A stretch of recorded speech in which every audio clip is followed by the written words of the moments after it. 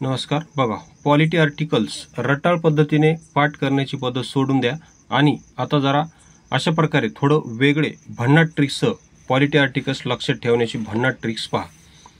आता तुम्हाला काही करायचं नाही, फक्त या नंबरवर संपर्क करून आपली पेड पीडीएफ पॉलिटी आर्टिकल्सची विकत घ्यायची आहे. अगदी भन्नाट ट्रिक्स आहेत. त्या कशा ट्रिक्स आहेत ते तुम्हाला इथं थोडासा डेमो दाखवतो. तर बघा, आता कलम 52 काय, तर कलम 52 आहे भारतासाठी एक राष्ट्रपती असेल, म्हणजे राष्ट्रपती संबंधीचं कलम आहे, म्हणजे राष्ट्रपती सुरुवात कलम 52 पासून होते. ओके, तर कलम 52 आहे भारतासाठी एक राष्ट्रपती असेल अशी तरतूद कलम 52 मध्ये केलेली. तर या ट्रिक्सनुसार कसं लक्षात ठेवायचं, 52 नुसार भारतासाठी एक ब्राह्मण समाजाचा राष्ट्रपती असेल असं आपण म्हणायचं. कारण का, कारण बघा 52 ब्राह्मण असं काय होतो, यमक जुळतो. ओके, तर आता इथून पुढे भारतासाठी एक राष्ट्रपती असेल असा कुठल्याही परीक्षेत प्रश्न आला किंवा तुम्ही मित्र चर्चा करत असाल की भारतासाठी एक ब्राह्मण राष्ट्रपती असेल अशी तरतूद कोणत्या कलमात आहे, तर सरळ सांगायचं तुम्ही त्या चर्चेत जर भाग घेतला तर तुम्ही सरळ सांगायचं की भारतासाठी ब्राह्मण समाजाचा एक राष्ट्रपती असेल, बस. कारण ब्राह्मण या शब्दाचं त्याचं उत्तर आहे ब्राह्मण 52. ब्राह्मण म्हणजे काय, 52. ओके, कारण बघा आकडे कन्फ्यूज करू शकतात.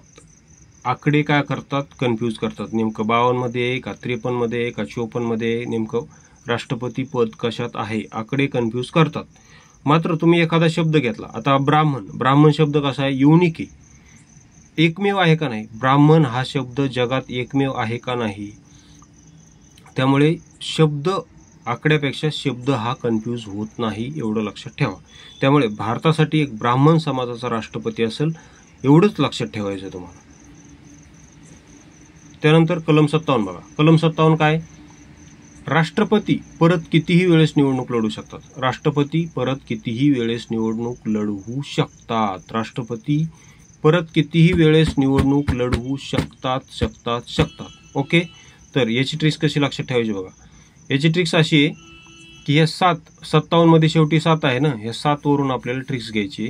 तर काय लक्षात ठेवायचं बघा, 7 फॉर भारतीय स्त्रिया म्हणतात की मला 7 जन्म एकच पती पाहिजे. ज्यावेळेस त्या अशा वड्याला 7 फेऱ्या मारतात का, मुलींनी खास करून लक्ष द्या, भारतीय स्त्रिया ज्यावेळेस वडाला 7 फेऱ्या मारतात त्यावेळेस काय म्हणतात की मला 7 जन्म हाच पती पाहिजे.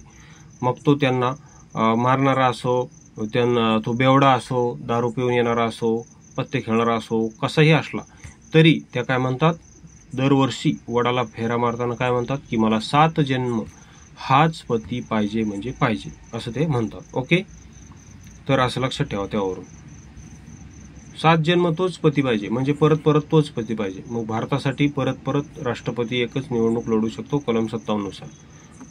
अशी ती ट्रिक्स लक्षात ठेवू शकता तुम्ही. बघा, अशा ट्रिक्ससह संपूर्ण पॉलिटी आर्टिकल्सची पेड पीडीएफ घ्यायची असेल तर या नंबरवर तुम्ही संपर्क करा. तसेच तुम्हाला आणखीही इतर विषयाचे ट्रिक्सचे डेमो पाहिजे असतील तर याच नावाने MP शॉर्ट ट्रिक्स याच नावाने आपलं टेलिग्राम चॅनल आहे, ते जॉईन केलं नसेल तर लगेच जॉईन करून घ्या. व्हिडिओ पाहिल्याबद्दल धन्यवाद.